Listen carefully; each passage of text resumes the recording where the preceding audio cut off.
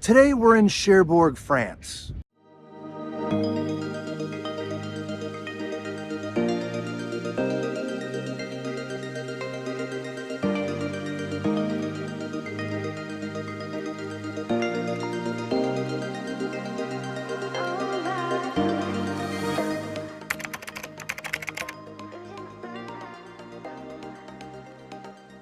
As you leave the port and cross the bridge, you will notice the beautiful waterfront with its street-lined cafes. Moving just one block in from the waterfront, you will notice the tight streets and alleys in beautiful architecture. There are tiny little alleyways that lead from one street to the next. But this is where you will find all the locals do their shopping. From fruits and vegetables, to seafood, to clothing. There's even a carousel. But what I find amazing is if you take a minute to look just past some of these buildings, you will find remnants of buildings that have been in Cherbourg for hundreds of years. As you meander your way through the streets and looking at the architecture, you might just find yourself upon some graceful Gothic architecture, as you see in this church. This church is called the Holy Trinity Basilica of Cherbourg. It was built around 841. That is correct, 841.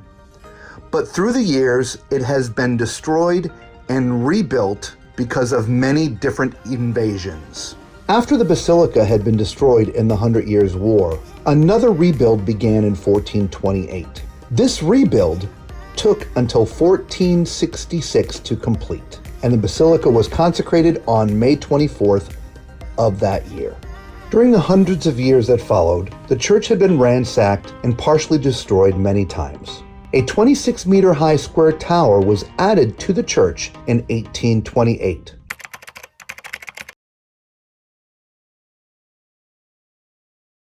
Cherbourg is protected by Cherbourg Harbor. The city has been a strategic position over the centuries, disputed between the English and the French. Heavily contested for centuries, Cherbourg has been considered the key to the kingdom. The reason being is it's the only deep water port in the north of France. If you wanted to hold France, you gotta take Cherbourg. Known as one of the keys of the kingdom, it's become a colossal maritime development work. It's also been a stopping point for the prestigious transatlantic liners in the first half of the 20th century. Cherbourg was the very first stop the Titanic made. When the Titanic was here, the passengers would board ferries from the terminal right over here, but then they would be transferred to the Titanic, which was anchored out here.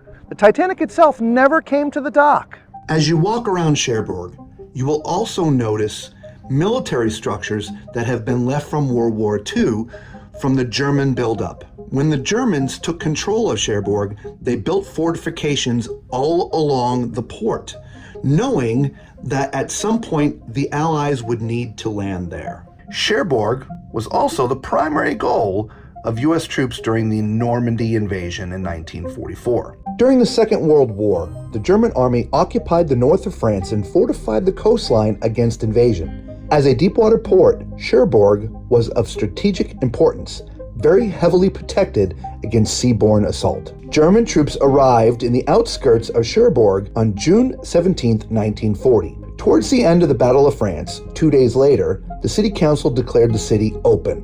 4 years later, Cherbourg, the only deepwater port in the region, was the primary objective of the American troops who landed at Utah Beach during the Battle of Normandy. The Battle of Cherbourg was required to give the Allies a point of logistic support for human resupply and materiel for the troops. American troops encircled the city on June 21st, 1944. At the end of furious street fighting, on June 26th, 37,000 German soldiers surrendered. Limited by its geographical isolation from being a great commercial port, it is nonetheless an important shipbuilding center and a working-class city. We hope you've enjoyed this tour of Cherbourg. If you're here on a cruise ship like we are, or just come here on your own, we hope that you will enjoy it as much as we have.